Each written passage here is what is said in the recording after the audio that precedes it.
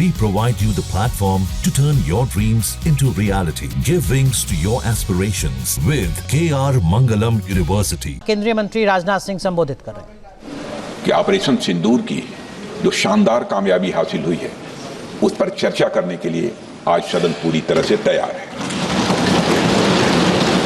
अध्यक्ष महोदय, सबसे पहले मैं इस सदन के माध्यम से मैं देश के उन वीर सपूतों को, उन बहादुर सैनिकों को नमन करता हूं जिन्होंने की राष्ट्र की सीमाओं की रक्षा के लिए आज जब भी आवश्यकता पड़ी है अपना बलिदान देने में वह पीछे नहीं रहे हैं। आज भी वह तैयार हैं और आज भी वह तत्पर हैं। साथ ही मैं उन सैनिकों की स्मृति को भी अध्यक्ष महोदय नमन करता हूं जिन्होंने की भारत की एकता और अखंडता सुनिश्चित करने के लिए अपना सर्वस्व बलिदान कर दिया। मैं पूरे देश की तरफ से सेनाओं के सभी जवानों के प्रति कृतज्ञता व्यक्त करता हूं। अध्यक्ष महोदय, आज मैं आपकी अनुमति से ऑपरेशन सिंदूर से जुड़े कुछ महत्वपूर्ण तथ्यों और विषयों को सदन के समक्ष रखने के लिए यहां खड़ा हूं। अध्यक्ष महोदय, 6 और 7 मई 2025 को भारतीय सेनाओं ने ऑपरेशन सिंदूर के नाम से एक ऐतिहासिक सैन्य कार्रवाई को अंजाम दिया। यह केवल एक सैन्य कार्रवाई नहीं थी, बल्कि यह भारत की संप्रभुता, उसकी अस्मिता, देश के नागरिकों के प्रति हमारी जिम्मेदारी और आतंकवाद के खिलाफ हमारी नीति का एक इफेक्टिव और डिसाइसिव डिमॉन्स्ट्रेशन था। अध्यक्ष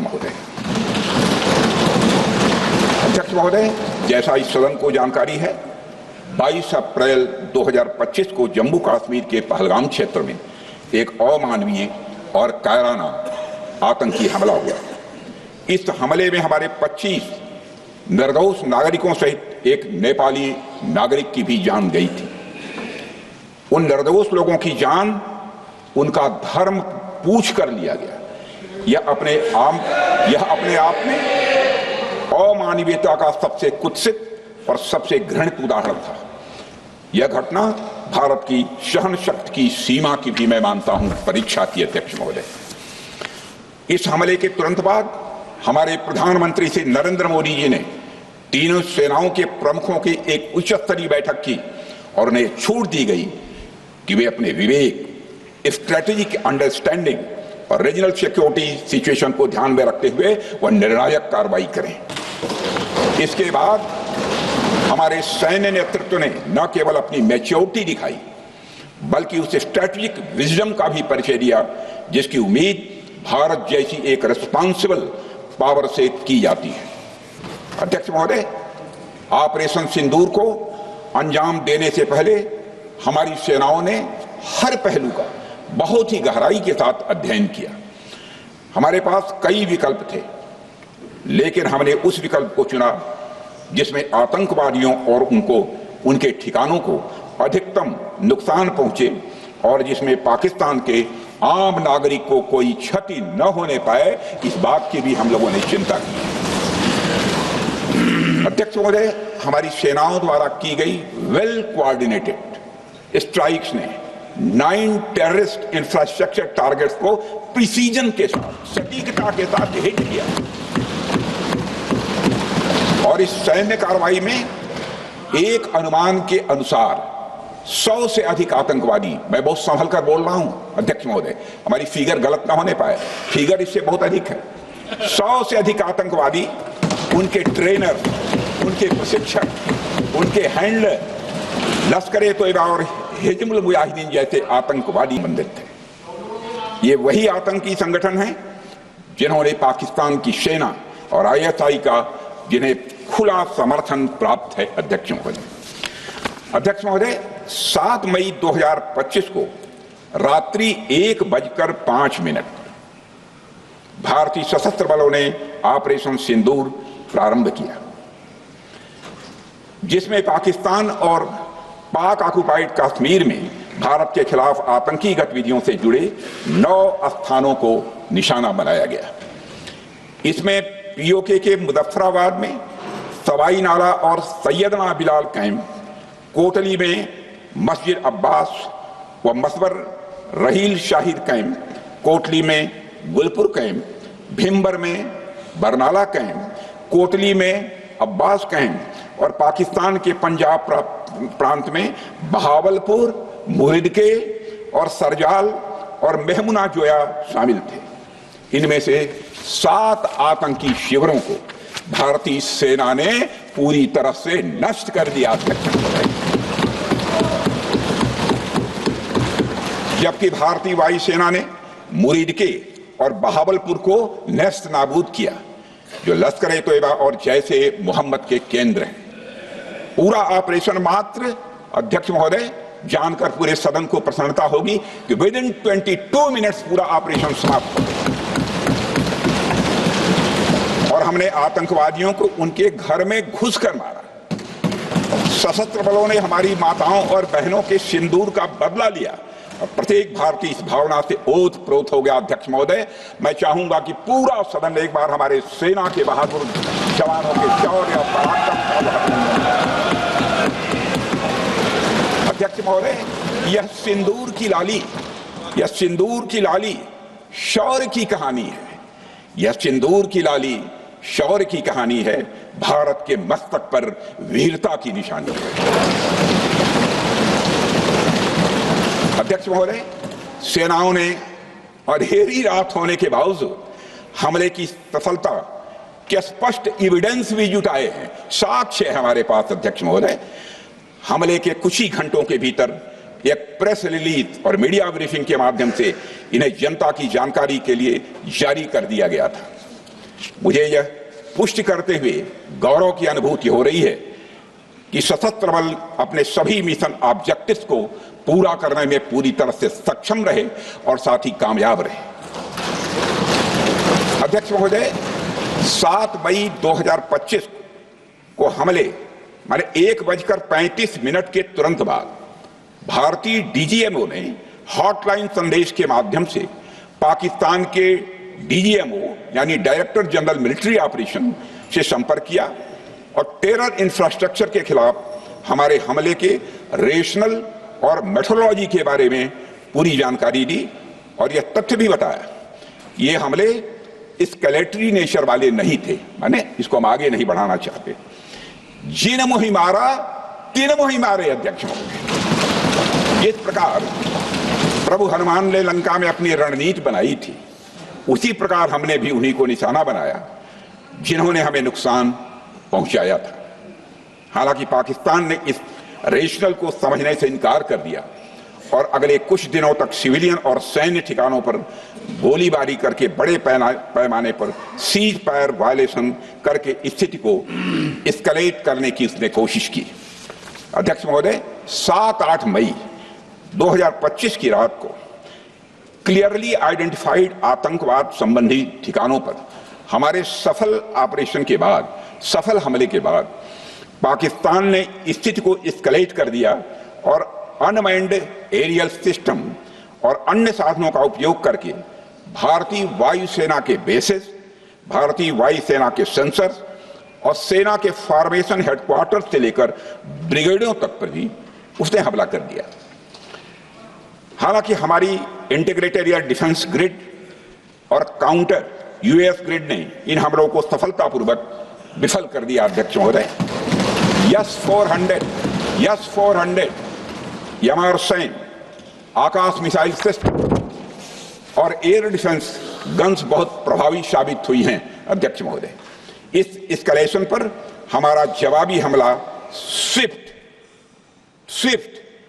प्रोपोर्शनेट और नवातुला था। अध्यक्ष महोदय, जिसमें 8 मई 2025 को केवल चुनिंदा पाकिस्तानी एयर डिफेंस सिस्टम और सेंसर नेटवर्क को प्रिसीजन गाइडेड मिशन द्वारा म्यूनिशंस द्वारा जो है टारगेट किया गया। अध्यक्ष महोदय, हमारी कार्रवाई पूरी तरह से सेल्फ डिफेंस में थी, न तो वह प्रोवोकेटिव थी और न तो एक्सपेंशनिस्ट थी। पाक द्वारा ये हमले 7 मई 25 से लगातार चले और 10 मई 2025 को रात लगभग 1:30 पर पाकिस्तान ने बड़े पैमाने पर भारत के ऊपर मिसाइल, ड्रोन, रॉकेट और अन्य लॉन्ग रेंज वेपन्स का इस्तेमाल किया। इसके साथ साथ उन्होंने इलेक्ट्रॉनिक वॉरफेयर से जुड़ी टेक्नोलॉजीज का भी सहारा लिया। अध्यक्ष महोदय, उनके निशाने पर हमारे भारतीय वायुसेना के अड्डे, थल सेना के एम्यूनिशन डिपोज, हवाई अड्डे और मिलिट्री कैंट थे। अध्यक्ष महोदय, यह कहते हुए मुझे गौरव की अनुभूति हो रही है कि हमारे air defence system, counter drone system और इलेक्ट्रॉनिक इक्विपमेंट्स ने पाकिस्तान के इस हमले को पूरी तरह से नाकाम कर दिया। पाकिस्तान हमारे किसी भी टारगेट को हिट नहीं कर पाया अध्यक्ष महोदय, और हमारे किसी भी इंपॉर्टेंट एसेट को नुकसान नहीं हुआ है। हमारी सुरक्षा व्यवस्था अध्यक्ष महोदय चाक चौबंद थी और हर हमले को हम लोग रोका गया।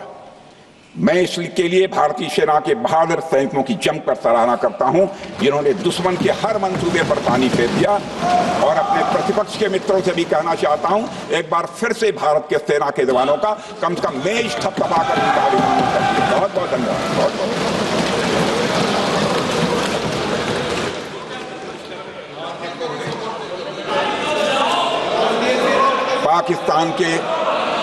पाकिस्तान के इस हमले के जवाब में हमारी कार्रवाई साहसिक थी, ठोस थी और प्रभावी थी। भारतीय वायुसेना ने वेस्टर्न फ्रंट पर पाकिस्तान के हवाई अड्डों, command and control systems, military infrastructures और एयर डिफेंस सिस्टम को निशाना बनाया और इस मिशन को हमारी सेनाओं ने सफलतापूर्वक अंजाम देने में कामयाबी हासिल की।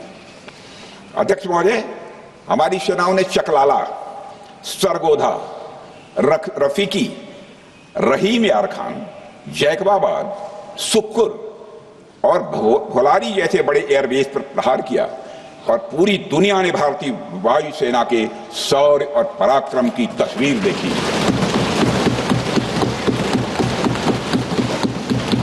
अध्यक्ष महोदय, ऑपरेशन सिंदूर ट्राई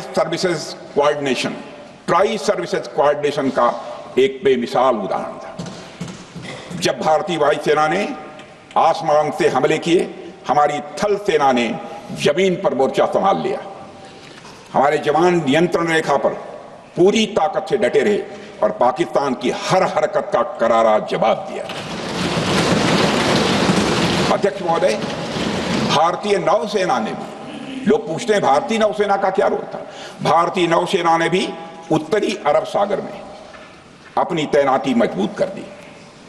भारतीय नौसैनिकों ने पाकिस्तान को यह साफ संदेश दिया कि हम समुद्र से लेकर जमीन तक पाकिस्तान के हर महत्वपूर्ण ठिकानों पर प्रहार करने में न केवल सक्षम हैं बल्कि हम तैयार हैं। अध्यक्ष महोदय, इस ऑपरेशन का मकसद टेररिस्ट कैंप्स और उनके सपोर्टर्स को टारगेट करना, उन्हें नेस्त नाबूद करना था और यह साफ संदेश देना था कि भारत आतंकवाद के विरुद्ध जीरो टॉलरेंस रखता है।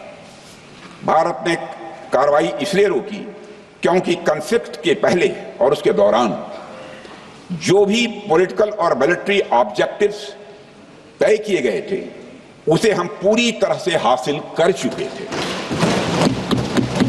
इसलिए यह कहना, यह मानना कि यह ऑपरेशन किसी दबाव में रोका गया था, यह बेबुनियाद है और सरासर गलत है।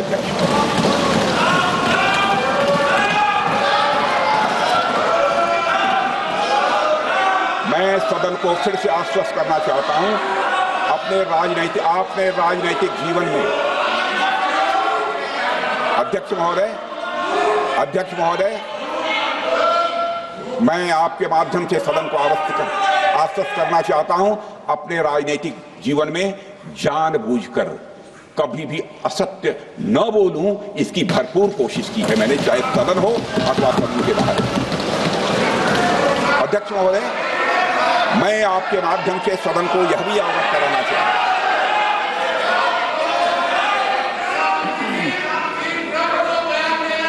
प्लीज बैठिए। आप क्यों खड़े? अध्यक्ष महोदय, मैं आपके माध्यम से सदन को यह भी अवगत कराना चाहूंगा कि सीमा पार करना या वहां की टेरिटरी कैप्चर करना इस ऑपरेशन का उद्देश्य नहीं था। ऑपरेशन सिंदूर प्रारंभ करने का मकसद था अध्यक्ष महोदय उन टेरर नर्सरीज को खत्म कर देना जिन्हें पाकिस्तान ने बरसों से पाला पोसा था। और यह ऑपरेशन उन मासूम परिवारों को न्याय दिलाने के लिए लॉन्च किया गया था जिन्होंने पाक स्पॉन्सर्ड टेररिस्ट अटैक्स में अपने प्रियजनों को खोया था। हमारी सेनाओं ने सिर्फ उनको टारगेट किया जो इन आतंकियों को सपोर्ट करते हुए भारत पर हमला करने की कोशिश में लगातार शामिल थे।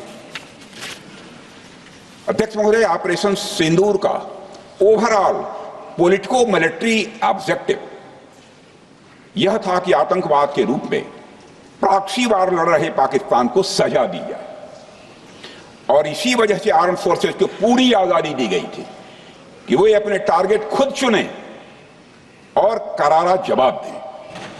और इस ऑपरेशन का उद्देश्य कोई भी युद्ध छेड़ना नहीं था बल्कि फोर्स के डिमॉन्स्ट्रेटिव यूज से एडवर्सरी को झुकने के लिए मजबूर करना था। 10 मई की सुबह जब भारतीय वायुसेना ने पाकिस्तान की मल्टीपल एयरफील्ड्स पर करारा प्रहार किया तो पाकिस्तान ने हार मान ली है अध्यक्ष महोदय और हॉस्टिलिटी रोकने की कोशिश की। अब रोक दीजिए महाराज। उन्होंने एक कोशिश की, हमारे डीएमओ से बात की, महाराज अब रोक दीजिए, बहुत हो गया।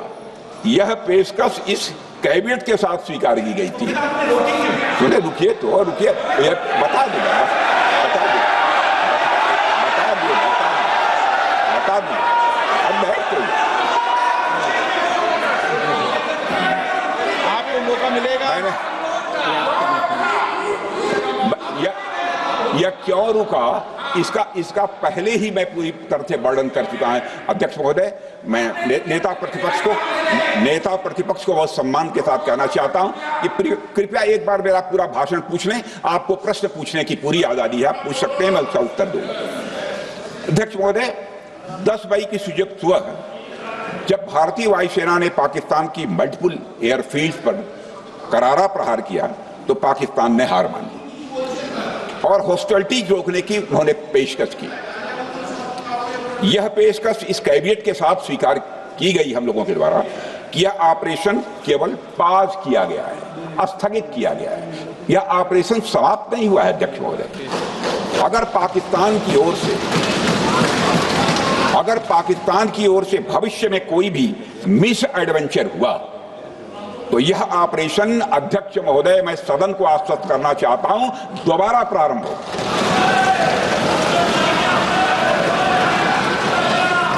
अध्यक्ष महोदय, भारतीय वायुसेना के जबरदस्त हमलों, नियंत्रण रेखा पर थल सेना की मजबूत जवाबी कार्रवाई और नौसेना के हमलों के डर ने पाकिस्तान को झुकने के लिए मजबूर कर दिया अध्यक्ष महोदय। और पाकिस्तान की हार उनकी एक सामान्य विफलता नहीं थी बल्कि यह उसके सैन्य बल और मनोबल या दोनों की एक हार थी। 10 मई को पाकिस्तान के डीजीएमओ ने भारत के डीजीएमओ से संपर्क किया और सैन्य कार्रवाइयों को रोकने की अपील की। मैं सदन में यह बात फिर से दोहराना चाहूंगा कि पाकिस्तान के डीजीएमओ ने भारत के डीजीएमओ से संपर्क किया और सैन्य कार्रवाइयों को रोकने की अपील की। 12 मई को दोनों देशों के डीजीएमओ के बीच औपचारिक संवाद हुआ और दोनों पक्षों ने सैन्य कार्रवाइयों पर विराम लगाने का निर्णय लिया। अध्यक्ष महोदय, हमारे सैनिकों का जो मनोबल, मातृभूमि की रक्षा करने का जो उनका समर्पण है, ऑपरेशन सिंदूर के दौरान उसका दर्शन 140 करोड़ से अधिक भारतवासियों ने देखा। मुझे खुद भी और प्रधानमंत्री जी को सीमावर्ती क्षेत्रों में जाकर हमारे जवानों से मुलाकात का अवसर मिला है। अध्यक्ष महोदय, श्रीनगर के मिलिट्री बेस पर, भुज के एयरबेस पर, उधमपुर के कमांड सेंटर पर, हर जगह प्रत्यक्ष मैंने अपनी आंखों से देखा कि हमारे सैनिकों का मनोबल अपनी पूरी बुलंदी पर था। उनकी आंखों में विश्वास है और उनका संकल्प अडिग है वे न केवल भारत की सीमाओं की रक्षा कर रहे हैं बल्कि हमारे राष्ट्रीय स्वाभिमान की भी अध्यक्ष महोदय रक्षा कर रहे हैं। अध्यक्ष महोदय, किसी भी देश में जनता सत्ता पक्ष को और विपक्ष को अलग अलग दायित्व सौंपती है, दोनों को अलग अलग दायित्व, और हेल्दी डेमोक्रेसी में तो स्वाभाविक है। सत्ता पक्ष का काम होता है जनता के हितों को ध्यान में रखते हुए कार्य करना, और विपक्ष का काम होता है सरकार से जनता के मुद्दों से संबंधित जरूरी प्रश्न पूछना। ऑपरेशन सिंदूर क्यों शुरू किया गया, इसकी जानकारी पहले भी दी गई है और आज भी मैंने सदन को दी है। अध्यक्ष महोदय, कभी कभी हमारे प्रतिपक्ष के लोग ये पूछते रहे हैं कि हमारे कितने बीमार गिरे। मुझे लगता है उनका यह प्रश्न हमारी राष्ट्रीय जनभावनाओं का सही से प्रतिनिधित्व नहीं कर रहा है। मुझे लगता है उन्होंने एक बार भी हमसे यह नहीं पूछा कि हमारी सेनाओं ने दुश्मन के कितने विमान मारे गिराए।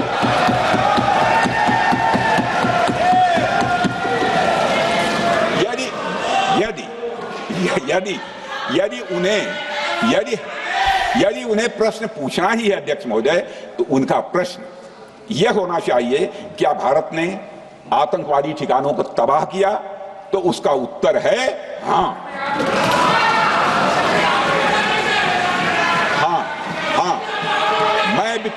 मैं विपक्ष के सम्मानित साथियों से कहना चाहता हूं कि आपको प्रश्न पूछना है तो यह प्रश्न पूछिए, क्या ऑपरेशन सिंदूर सफल रहा? तो उसका उत्तर है हाँ।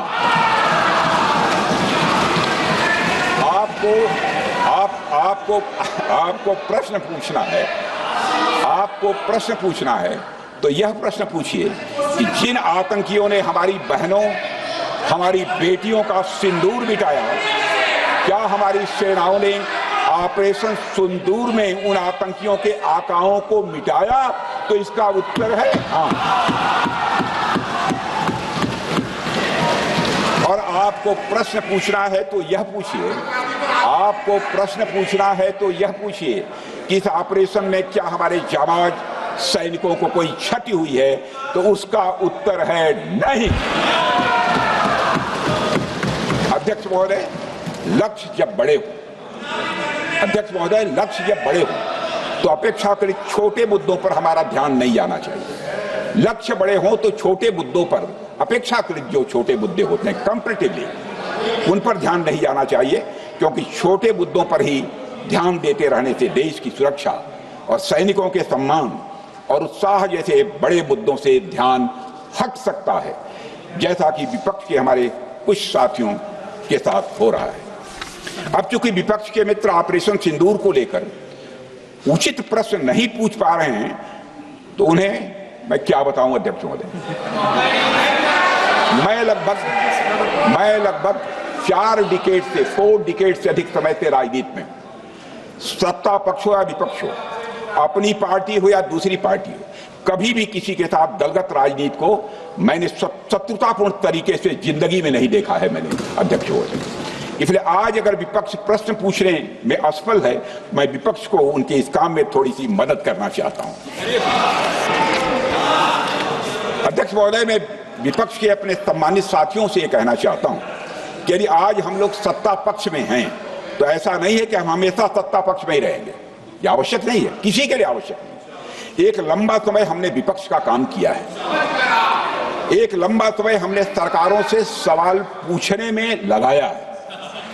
जनता ने जब हमें विपक्ष में रहने का दायित्व सौंपा था, तो हमने विपक्ष में रहकर विपक्ष की भूमिका को बड़े ही सकारात्मक तरीके से निभाया भी है।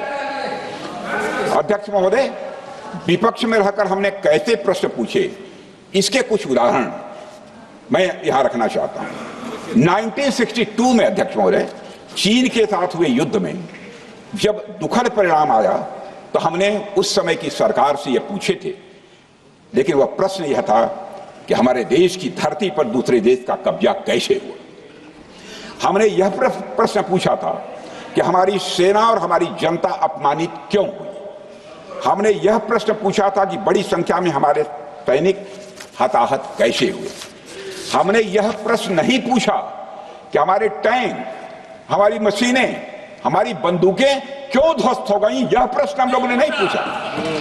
मशीनों और तोपों की चिंता न करके, मशीनों और तोपों की चिंता न करके अध्यक्ष महोदय, हमने देश की टेरिटरी की चिंता की, हमने देश के सैनिकों की। इसी तरह 71 के युद्ध में, 71 के युद्ध में जब हमने पाकिस्तान को सबक सिखाया, मैं उस समय की सरकार को मैं बधाई देना चाहता हूं। हमने अपने राजनीतिक और सैन्य नेतृत्व की प्रशंसा की। हमने ये नहीं देखा कि किस दल की सरकार है, किस विचारधारा की सरकार है, इसकी चिंता नहीं की कभी। हमारे नेता अटल बिहारी वाजपेयी ने संसद में खड़े होकर उस समय के नेतृत्व की प्रशंसा की थी। हमने इस बात की खुशी जाहिर कि हमने अपने शत्रु को सबक सिखाया। हमने उस दौरान यह प्रश्न नहीं पूछा कि इस सबक सिखाने के दौरान में भारत के कितने प्लेन्स गिरे, भारत के कितने इक्विपमेंट्स बर्बाद हुए। यह प्रश्न अध्यक्ष महोदय उस समय भी हम लोगों ने नहीं पूछा। अध्यक्ष महोदय, यदि मैं इसे और भी प्रैक्टिकल तरीके से समझाऊं, तो किसी भी परीक्षा के परिणाम में रिजल्ट मैटर करता है। यदि किसी परीक्षा में कोई बच्चा अच्छे मार्क्स लेकर आ रहा है तो हमारे लिए उसके मार्क्स मैटर करने चाहिए। हमें इस बात का ध्यान नहीं रखना चाहिए कि एग्जाम के दौरान उसकी पेंसिल टूट गई थी या उसकी पेन खो गई।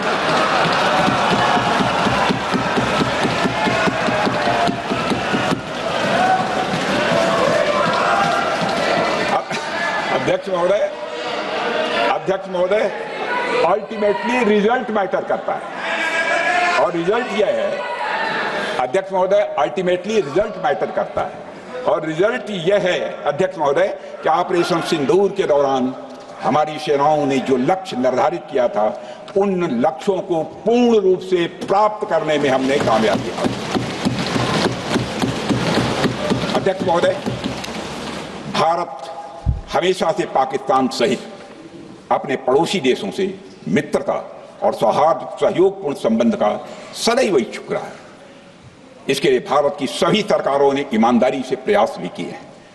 वह चाहे आदरणीय लाल बहादुर शास्त्री जी हों या अटल बिहारी वाजपेयी जी हों या हमारे स्वर्गीय मनमोहन सिंह जी हों या प्रधानमंत्री श्री नरेंद्र मोदी जी, सभी ने हमेशा चाहा है कि इस इलाके में शांति और समृद्धि बनी रहे। सभी ने यह चाहा।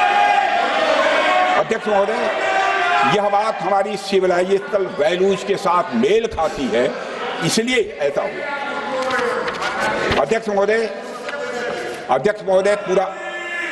पूरा विश्व जानता है कि पूर्व प्रधानमंत्री से अटल बिहारी वाजपेयी जी ने शांति का संदेश लेकर 1999 में लाहौर बस यात्रा की थी। वह सिर्फ एक यात्रा नहीं थी, वह यात्रा भारत की संस्कृति और शांति की प्रतीक थी। यह हमारे भारत की प्रकृति थी। लाहौर पहुंचकर श्री अटल बिहारी वाजपेयी जी ने मीनारे पाकिस्तान पर विजिटर्स रूप में जो लिखा था, जिसका जिक्र लोग आज भी करते हैं, और उन्होंने लिखा था, उसकी मैं चर्चा करता हूं। उन्होंने लिखा था कि मीनारे पाकिस्तान से मैं पाकिस्तान की जनता को यह विश्वास दिलाना चाहता हूं कि भारत अस्थायी शांति और मित्रता का आकांक्षी है। मैंने पहले भी कहा है और फिर भी कहता हूं, एक स्थिर और समृद्ध पाकिस्तान भारत के हित में है, इसमें कोई संदेह नहीं होना चाहिए। अध्यक्ष महोदय, यह हमारी सोच थी, यह हमारी शांति की पहल थी। यह पहल हमारी हजारों साल पुरानी सांस्कृतिक चेतना, हमारी नैतिक शक्ति और हमारी सभ्यता के उन मूल्यों से निकली थी जो शांति को शक्ति मानती है।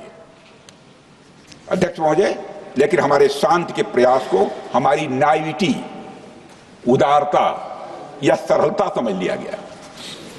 जब हम शांति के लिए कदम बढ़ा रहे थे, उसी वक्त पाकिस्तान कारगिल में घुसपैठ की साजिश रच रहा था। हम दोस्ती के राह पर थे तो वो षड्यंत्र की राह पर था। जब हम मामला खुलकर सामने आया तो हमारे वीर सैनिकों ने इस घुसपैठ के खिलाफ कार्रवाई करना प्रारंभ किया, और जब भारत की जीत सामने दिखाई दे रही थी तो पाकिस्तान ने परमाणु युद्ध की धमकी दे डाली। अध्यक्ष महोदय, तब हमारे प्रधानमंत्री, तत्कालीन प्रधानमंत्री आदरणीय अटल बिहारी वाजपेयी जी ने कहा था पाक सेना के परमाणु हमले से भारत का तो कुछ नहीं बिगड़ेगा, लेकिन पाकिस्तान दूसरे दिन का सूरज नहीं देख पाएगा।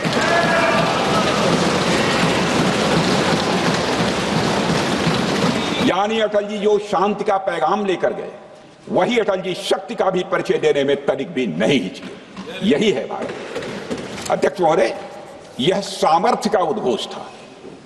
यह एक स्पष्ट संदेश था कि भारत शांति चाहता है, लेकिन अगर कोई हमारी संप्रभुता को चुनौती देगा तो उसका जवाब भी उतनी ही दृढ़ता से दिया जाएगा। अध्यक्ष महोदय, 2015 में जब हमारे प्रधानमंत्री मोदी जी ने लाहौर जाकर नवाज शरीफ से मुलाकात की तो भारत ने फिर से दोस्ती का हाथ बढ़ाया। भारत ने फिर से दोस्ती का हाथ बढ़ाया। अध्यक्ष महोदय, हम वाकई में शांति की राह पर चलना चाहते थे, क्योंकि हमारी मूल प्रकृति बुद्ध की है, युद्ध की नहीं है। हमारी सरकार ने भी पाकिस्तान के साथ शांति स्थापित करने के अनेक प्रयत्न किए हैं, लेकिन बाद में हमने 2016 में सर्जिकल स्ट्राइक से, 2019 में बालाकोट में एयर स्ट्राइक से और 2025 के ऑपरेशन सिंदूर से हमने शांति स्थापित करने का दूसरा रास्ता अपनाया है। अध्यक्ष महोदय, अब हमारे प्रधानमंत्री श्री नरेंद्र मोदी जी और हमारी सरकार का स्टैंड बिल्कुल क्लियर है कि टेररिज्म और टॉक्स ये दोनों साथ नहीं चल सकते, क्योंकि सभ्य मुल्कों के बीच बातचीत होती है। अध्यक्ष महोदय, लोकतांत्रिक देशों में बातचीत होती है, पर एक ऐसा देश जिसके वजूद में लोकतंत्र का एक कतरा भी न हो और सिर्फ रिलीजियस फैनेटिसिज्म, टेररिज्म और हेट्रेड अगेंस्ट इंडिया हो, उसके साथ संवाद किसी भी सूरत में नहीं किया जा सकता। क्योंकि टेररिज्म की भाषा जो अध्यक्ष महोदय होती है वह खून, डर और नफरत है, संवाद नहीं। गोलियों की आवाज में संवाद की आवाज दब जाती है। जहां खून बहता है वहां बातचीत की गुंजाइश अध्यक्ष महोदय नहीं बचती। अध्यक्ष महोदय, पाकिस्तान की वर्तमान स्थिति अब जग जाहिर है। जिस देश ने आतंक को अपनी विदेश नीति का औजार बना लिया, वह अंततः अपने ही जाल में फंस जाता है। पाकिस्तान की नीति और चरित्र को लेकर कोई भ्रम नहीं रहना चाहिए। यह एक ऐसा देश है जो वैश्विक आतंकवाद की नर्सरी है और उन्होंने इसको अपनी स्टेट पॉलिसी का भी एक आधार बनाया हुआ है। अध्यक्ष महोदय, ऑपरेशन सिंदूर के दौरान पूरी दुनिया ने देखा है कि पाकिस्तान में सरकार आतंकवादियों के लिए स्टेट फ्यूनरल का इंतजाम कर रही है और सैन्य अधिकारी भी आतंकवादियों के जनाजे में भाग लेते हैं। यह वही देश है जो सीमा पर सैनिकों से लड़ने का साहस नहीं जुटा पाता, इसलिए निर्दोष नागरिकों, बच्चों और तीर्थयात्रियों को आतंकवाद का निशाना बनाता है। पाकिस्तान की सेना और आईएसआई आतंकवाद को एक प्रॉक्सी वार के रूप में अध्यक्ष महोदय इस्तेमाल करती हैं और उसके सहारे वे भारत को डिस्टेबलाइज करने का सपना देखती है। अध्यक्ष महोदय, मैं लोकतंत्र के मंदिर में खड़े होकर यह बात कह रहा हूं कि भारत को 1000 कट्स देने का सपना पालने वालों को नींद से जग जाना चाहिए। यह मोदी जी के नेतृत्व वाला नया भारत है जो आतंकवाद के खिलाफ किसी हद तक जा सकता है।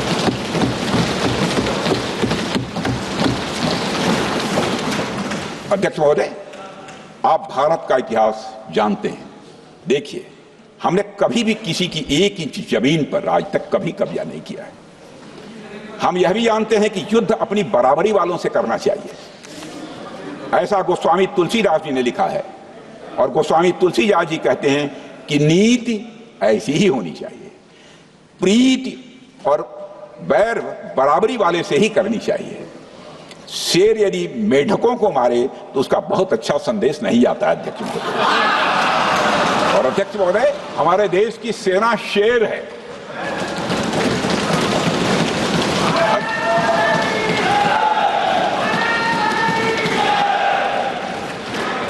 अध्यक्ष महोदय, पाकिस्तान जैसा देश जो साइज, सामर्थ्य शक्ति और समृद्धि में हमारे आसपास भी नहीं है, उस मुल्क से कैसा मुकाबला? जो मुल्क अपने अस्तित्व के लिए दूसरों पर आश्रित हो, उसके मुकाबले का मतलब है अपना स्तर कम करना। हमारी नीति है आतंकवाद के खिलाफ प्रभावी कार्रवाई करना। हमारा पाकिस्तान विरोध उनकी आतंकवाद की नीति के कारण है, इसलिए पाकिस्तान से हमारा विरोध है। अध्यक्ष महोदय, हम अगर शांति की आशा के लिए हाथ बढ़ाना जानते हैं तो अशांति फैलाने वाले हाथों को उखाड़ना भी जानते हैं।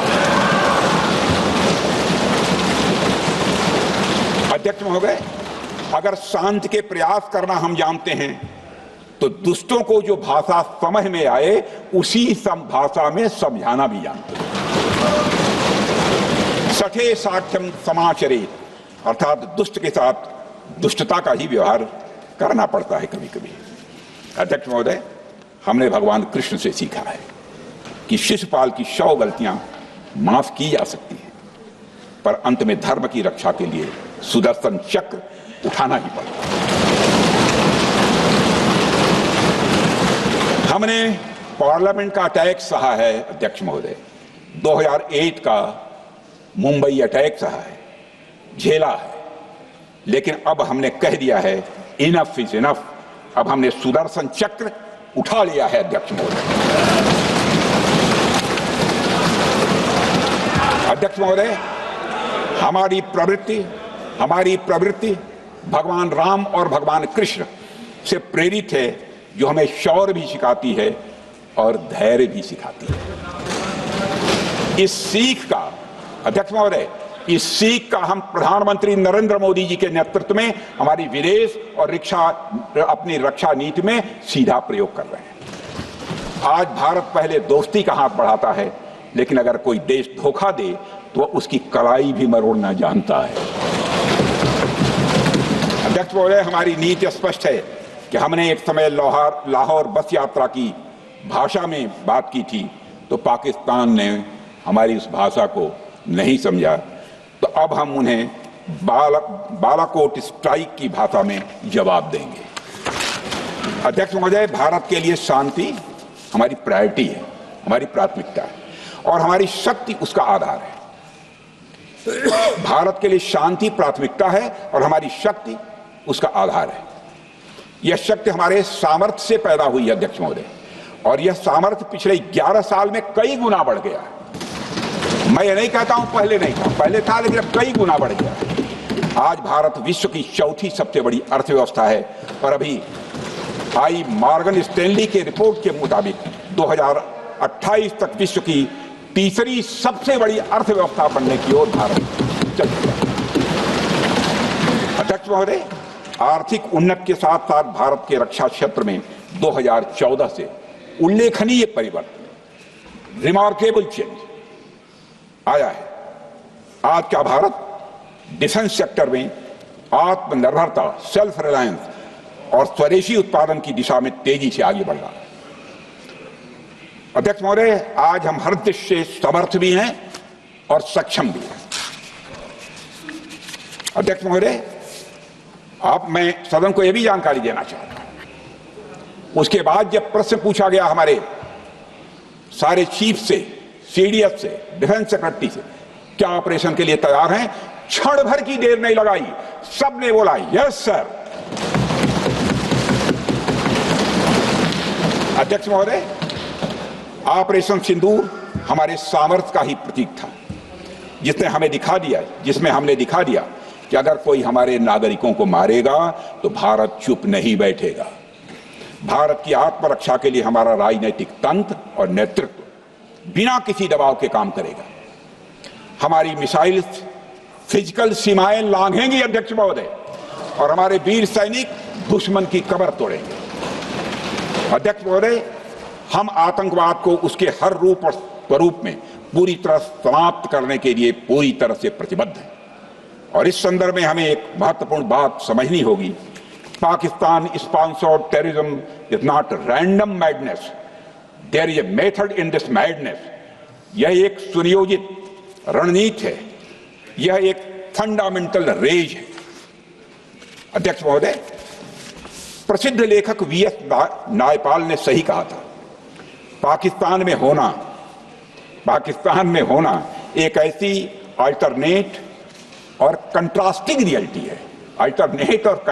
रियलिटी है, where war is peace, freedom is slavery, ignorance is strength. यानी यहां युद्ध ही शांति है, गुलामी ही स्वतंत्रता है और जिहालत यानी अज्ञानता ही ताकत है।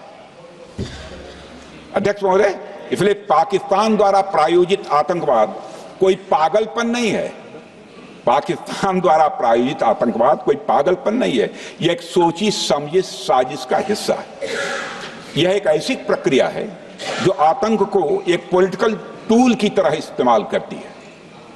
यह सिर्फ आतंकवाद नहीं, यह एक टूल किट है, एक ऐसा टूल किट जिसे पाकिस्तान की सेना और उसकी एजेंसियां एक नीति की तरह अपनाए हुए हैं। This tool kit is an opposition to civilized code of conduct that the rest of the world prefers to abide by।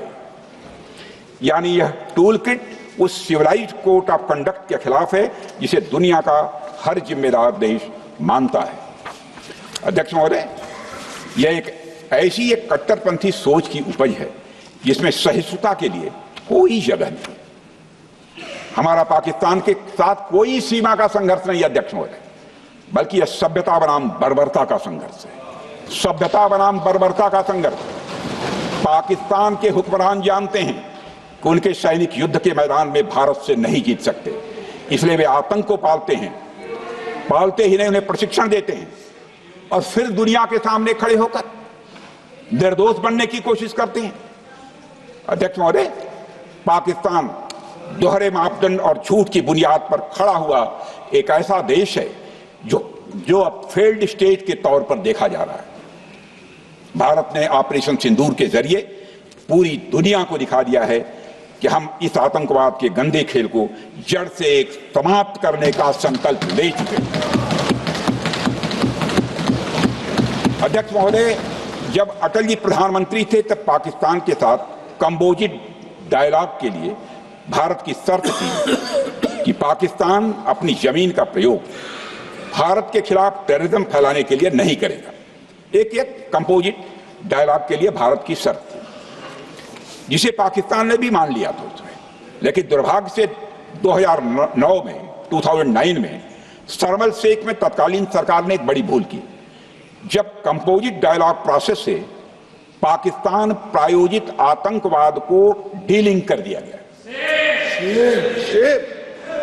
यानी बातचीत जारी रखने के लिए पाकिस्तान द्वारा अपनी जमीन को आतंकवाद के लिए प्रयोग न करने की शर्त को ही डाइल्यूट कर दिया गया। मैं मानता हूं यह भारत की स्ट्रेटेजिक पोजीशनिंग को कमजोर करने वाला एक कदम था। अध्यक्ष महोदय, ऐसी ही एक और गंभीर चूक तत्कालीन सरकार ने 2006 में हवाना में भी हुई थी, जब पाकिस्तान को आतंकवाद का विक्टिम माना गया और एक ज्वाइंट एंटी टेरर मैकेनिज्म बनाने पर सहमति भी हुई थी। 2006 की बात कर रहा हूं। अध्यक्ष महोदय, यह सोचने वाली बात है कि जो देश आतंक को पैदा करता है, उसे पालता है, उस देश को ही आतंक से पीड़ित मान लेना कितना बड़ा स्ट्रेटेजिक ब्लंडर है। अध्यक्ष महोदय, आतंकवाद के खिलाफ हमारी लड़ाई अब केवल सीमा पर नहीं है, बल्कि वैचारिक मोर्चों पर भी लड़ी जा रही है। इसी उद्देश्य से प्रधानमंत्री जी कई हाई लेवल डेलीगेशंस का गठन भी उन्होंने किया था, जिसमें हमारे लगभग अधिकांश दलों के सम्मानित सदस्य उसमें शामिल थे। उसमें विभिन्न राजनीतिक दलों के रिप्रेजेंटेटिव शामिल थे और सचमुच इस समिति ने वैश्विक मंचों पर जाकर भारत की बात बहुत ही प्रभावी तरीके से रखी और आतंकवाद के विरुद्ध वैश्विक समर्थन को उन्होंने मजबूत किया है। अध्यक्ष महोदय, मैं उन सभी डेलीगेशन के सम्मानित सदस्यों के प्रति शीश झुकाकर आभार व्यक्त करना चाहता हूं, जिन्होंने भारत का आतंकवाद के खिलाफ स्टैंड तथा जीरो टॉलरेंस की पॉलिसी और ऑपरेशन सिंदूर के बारे में दुनिया के देशों को सही तरीके से अवगत कराया, प्रभावी तरीके से अवगत कराया। अध्यक्ष महोदय, ऑपरेशन सिंदूर को लेकर सर्वदलीय बैठक भी हुई। I am very happy to tell the house that during Operation Sindoor, all the political parties of the country kept aside all ideologies and differences and showed solidarity with the nation, with the soldiers and with the government. फिर इसके लिए आभार व्यक्त करता हूं। मुझे लगता है यही इस देश के लोकतंत्र की खूबसूरती है। अध्यक्ष महोदय, जैसा कि हमारे माननीय प्रधानमंत्री मोदी जी ने भी कहा है कि ऑपरेशन सिंदूर अभी रुका है, समाप्त नहीं हुआ है। यदि आवश्यकता पड़ी, यदि पाकिस्तान फिर किसी नापाक हरकत की कोशिश करता है तो हम और भी कठोर और निर्णायक कार्रवाई करने के लिए तैयार हैं। अध्यक्ष महोदय, ऑपरेशन सिंदूर के माध्यम से पाकिस्तान के मन में भारत को लेकर जो बहुत बड़ी गलतफहमी थी वह हमने दूर कर दी है। और यदि दूर थोड़ी बहुत बची यदि भई होगी तो उसको भी दूर कर देंगे। अध्यक्ष महोदय, मुझे महाकवि राष्ट्र कवि रामधारी सिंह जी दिनकर की कुछ पंक्तियां याद आती हैं। अध्यक्ष महोदय, क्षमाशील हो रिपु समक्ष, क्षमाशील हो रिपु समक्ष, तुम हुए बिनत जितना ही, दुष्ट कौरवों ने तुमको कायर समझा उतना ही। अध्यक्ष महोदय, भारत ने न केवल अपनी सैन्य क्षमता का प्रदर्शन किया, बल्कि अपनी राष्ट्रीय दृढ़ता, नैतिकता और राजनीतिक कुशलता का भी परिचय दिया है।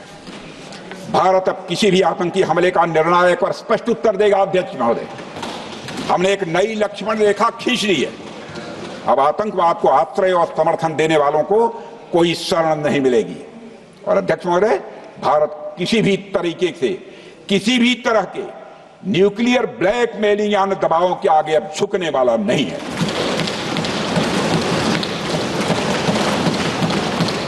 अध्यक्ष महोदय, ऑपरेशन सिंदूर के माध्यम से जो हमने किया और उससे पहले सर्जिकल स्ट्राइक और एयर स्ट्राइक के जरिए जो संदेश दिया गया वह बहुत पहले ही हो जाना चाहिए, लेकिन जो होता है समय पर ही होता है।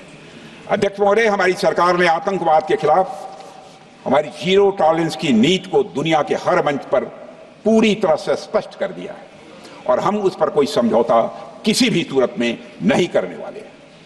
अभी कुछ सप्ताह पहले मुझे शंघाई कोऑपरेशन ऑर्गेनाइजेशन की डिफेंस मिनिस्टर्स मीटिंग में जाने का अवसर मिला था। वहां जो डिक्लेरेशन तैयार किया जा रहा था उसमें आतंकवाद पर भारत का स्टैंड डाइल्यूट हो रहा था।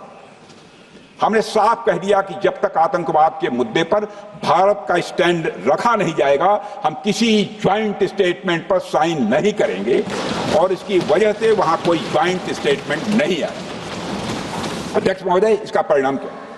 अब देखिए, हमारे प्रधानमंत्री जी ब्रिक्स की बैठक में ब्राजील गए, करिश्मा किया है हमारे प्रधानमंत्री। तो चीन की मौजूदगी में जो ज्वाइंट डिक्लेरेशन आया उसमें जम्मू और कश्मीर में हुए आतंकी हमले को कंडेम भी किया गया। यह प्रधानमंत्री ने करिश्मा करके दिखाया, यानी भारत की बात अंततः मानी गई। और यह ब्रिक्स सम्मेलन के इतिहास में पहली बार हुआ जब जम्मू एवं कश्मीर में हुए किसी आतंकी घटना को खुलकर कंडेम किया गया। मैं इस सदन को याद दिलाना चाहता हूं, 2008 में मुंबई में इतनी बड़ी आतंकी घटना हुई, मगर उस समय की सरकार को जो प्रभावी कार्रवाई करनी चाहिए थी वो शायद नहीं हो पाई लेकिन उसमें सबसे दुखद और आश्चर्य की बात है, कई वर्ल्ड फोरम, इंटरनेशनल फोरम पर जो उसका कंडेमनेशन होना चाहिए। यदि आप उस घटना के बाद हुए ब्रिक्स सम्मेलन के डॉक्यूमेंट्स उठाकर देख लीजिए, मुंबई आतंकी हमले का कहीं जिक्र भी नहीं है। और अध्यक्ष महोदय, जब केंद्र में प्रधानमंत्री मोदी जी के नेतृत्व में सरकार बनी तब जाकर कहीं के हालात कुछ बदलने शुरू हुए और साल 2017 में हुए ब्रिक्स सम्मेलन में पहली बार 2017 में हुए ब्रिक्स सम्मेलन में पहली बार आतंकवाद से लश्कर और जैश जैसे आतंकवादी संगठनों को जोड़ा गया। यह भी अपने में करिश्माई काम था। यह परिस्थिति इसलिए बनी क्योंकि इसके ठीक एक साल पहले उरी की घटना के भारत की सेनाओं ने सीमा पर जाकर सर्जिकल स्ट्राइक की थी। हमने दुनिया को बताया कि आतंकवाद के खिलाफ हम सरहद के इस पार भी मारेंगे और जरूरत पड़ी तो आतंकियों के घर में घुसकर भी मारेंगे। यह बदलाव प्रधानमंत्री मोदी जी के नेतृत्व में आया। अध्यक्ष महोदय, यह वही नीति है जो पहले की सरकारों को भी अपनानी चाहिए थी। उन सरकारों को जिनके शासनकाल में भारत ने सबसे भीषण आतंकी हमलों का सामना किया, जिनमें 2008 का मुंबई हमला आज भी हर हिंदुस्तानी के जेहन में बैठा हुआ है, जिंदा है, एक न भूलने वाली त्रासदी के रूप में जिंदा है। अध्यक्ष महोदय, मैं श्री प्रणब मुखर्जी जी ने अपनी किताब द कोलिशन ईयर्स में लिखा है, मेरे पास है भी, कोलिशन ईयर्स में लिखा है कि जब मुंबई अटैक हुआ था, प्रणोदा ने लिखा है, जब मुंबई अटैक हुआ था, India had evidence that the terrorist came from Karachi port. Pakistan के नॉन स्टेट एक्टर्स के बहाने पूरी दुनिया में, नॉन स्टेट एक्टर्स के बहाने को पूरी दुनिया में कोई मान नहीं रहा था। उन्होंने लिखा है प्रणोदा ने, and I quote, amid heated debates within the cabinet, there was a demand for military intervention which I rejected। यह उन्होंने लिखा, मैंने नहीं लिखा है, अनकोट। अध्यक्ष महोदय, भारतीय विदेश सेवा के एक वरिष्ठ अधिकारी ने भी अपनी किताब में इस बात की पुष्टि की है, जिनका नाम है अजय बिसारिया, और वो शायद फॉरेन सेक्रेटरी थे, कि मुंबई हमले के तुरंत बाद एक उच्च स्तरीय बैठक हुई थी जिसमें तत्कालीन विदेश मंत्री प्रणोदा ने पूछा व्हाट शुड बी डन। तो विदेश सचिव शिवशंकर मेनन जी ने सुझाव दिया कि भारत मोरदके में लश्कर ए तोयबा के मुख्यालय पर क्रूज मिसाइल से हमला कर सकता है। यह सुनकर प्रणोदा ने चश्मा उतारकर साफ किया और सभी अधिकारियों को धन्यवाद देकर बैठक समाप्त कर दिया। अध्यक्ष महोदय, उस समय की सरकार ने जो सही समझा वो किया, पर मैं मानता हूं कि अगर तब की सरकार ने भी 2016 सर्जिकल स्ट्राइक, 2019 एयर स्ट्राइक जैसे निर्णायक और कठोर कदम उठाए होते तो पाकिस्तान की स्ट्रेटेजिक कैलकुलस बदल सकती थी। एक पावरफुल और डिसाइसिव एक्शन पाकिस्तान और उनकी सेना के द्वारा इस 500 टेररिस्ट ऑर्गेनाइजेशंस के लिए बड़ा डिसइंसेंटिव साबित हो सकती है। अध्यक्ष महोदय, 2008 में मुंबई हमलों के बाद उस समय की सरकार ने सिर्फ बातचीत का मार्ग चुना था।